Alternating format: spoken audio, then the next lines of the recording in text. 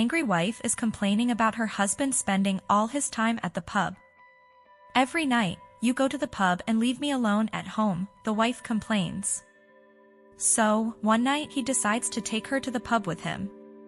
As they sit at the bar, the husband asks, "What'll you have?"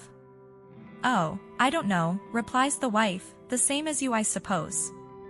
So, the husband orders a couple of Jack Daniels and throws his down in one gulp. His wife watches him, then takes a sip from her glass and immediately spits it out. "Yuck, that's nasty," she sputters. "I don't know how you can drink this stuff." "Well, there you go," says the husband. "And you think I'm out enjoying myself every night?" One day, the Pope is visiting America and driving around Washington in his limo when he gets an idea. "Driver, I'd like to drive for a while," says the Pope. "Sure," replies the driver. So, the Pope takes the wheel and starts driving the limo like a maniac all around Washington. Dodging in and out of traffic, going 80, cutting people off, driving over embankments and curbs. Suddenly, a cop pulls him over and walks towards the limo. When the Pope rolls down his window, the cop stops dead in his tracks. The cop then says, "Okay, buddy, have a nice day," and goes back to his squad car. "We've got somebody really important here," he says to his partner. "Who is it, a senator?" "No, more important." "The president?" "No, more important." "An ambassador?" "I actually don't know who it is," the cop replies.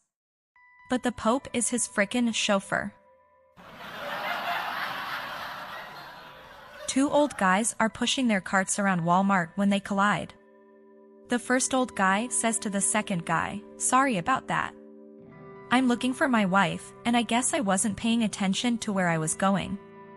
The second old guy says, "That's okay, what a coincidence, I'm looking for my wife too. I can't find her and I'm getting a little desperate." The first old guy says, "Well, maybe I can help you find her. What does she look like?"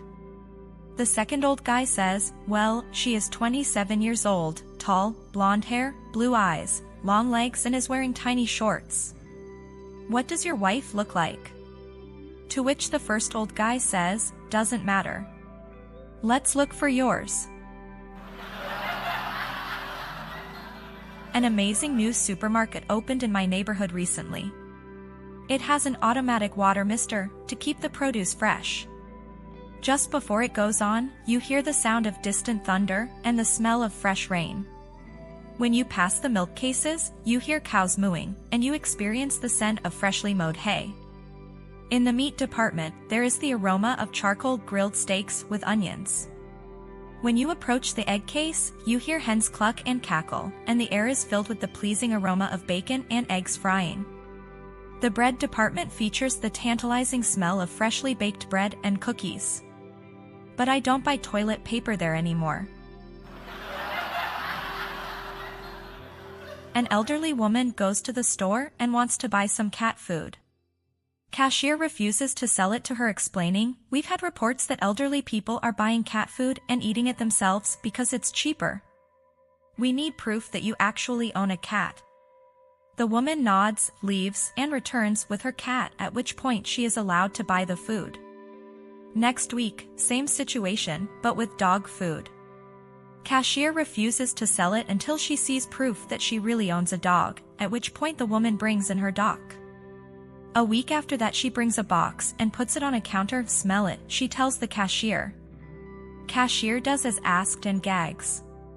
"It smells like there." "Exactly. Can I buy some toilet paper now?" says the woman. A man walks into a quiet bar and orders a cold beer. He takes the beer over to a table and sits down. After a few sips of his beer, he hears a small voice say, "Nice shoes." He looks around, but he is the only one in the bar except the bartender, who is occupied cleaning the other end of the bar. The man shrugs it off and goes back to his drink. A few minutes later, another small voice says, "Nice shirt." Again, the man looks around, but can see nobody. Concerned that his mind is playing tricks on him, he is now on guard, listening for any recurrences. After a few minutes, a third small voice says, "Nice pants." This time he is sure it is not his imagination, so he goes up to the bartender and tells him what has happened. "Oh yeah, that happens all the time," says the bartender, pointing to the small bowl on the guy's table. "It's the peanuts. They're complimentary." A man was teaching his son how to hunt when they got lost. "Don't worry," said the father. "This is a good learning opportunity. We'll just shoot in the air 3 times. That's the universal signal for help." So he shot in the air 3 times. They waited and waited, but no one came. "That's okay," said the father. "Nobody was around that time, so we'll just try again. Why don't you shoot this time?" So the son shot in the air 3 times. They waited another hour, but still no one came. "Let's try one more time," said the father. "Okay, but it better work this time. These are my last arrows."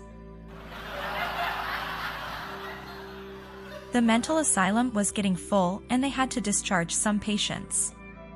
The psychiatrist devised a simple test to see which patients had recovered enough to return to society.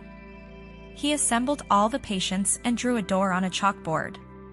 He then announced that whoever was able to open that door would be released from the asylum. Chaos broke out. The patients began running and fighting to be first to the chalkboard. They began to push, kick, scratch, and even bite the door. Disappointed, the psychiatrist was about to give up when he saw a patient calmly standing next to the wall. Hopefully, he approached the patient and asked him, "Why aren't you rushing to the door?" The patient replied, "I'm not so mad as the rest to rush to it. There's no way they can open it." The psychiatrist asked him, "Why is that?" "I have the key," the patient replied. A new officer arrives at his posting in the desert. The sergeant shows him around. It's a quick visit since there's only barracks and nothing else. The officer notices there's an enclosed parcel of land with camels in it and asks what that is about. "Well," says the sergeant, "they have 2 purposes. Carry supplies on our exercises, and relieve when we get too frustrated. Luckily, they're all female camels. Why don't you ride them to town and go see a prostitute?" asks the officer, aghast. "It's a 3-day trip one way, sir. Just wait a couple of months and you'll understand." "Well, I'll never," fumes the officer and he storms away. Couple of months later, of course, the officer is getting desperate. So on a dark night he sneaks to the field, picks the first camel, drops his pants and goes at it. Once he's done, he realizes the entire camp is watching him, pointing at him, snickering and shaking their heads. Afraid he's just been made the butt of a practical joke, he musters whatever dignity he has left and yells at the sergeant. "Sergeant! What is the meaning of this? You told me everyone was doing it." "Sir, we do. But of the whole herd you picked the ugliest." Hey there, I put a lot effort into making these videos, so please subscribe for more jokes and stay happy, thank you.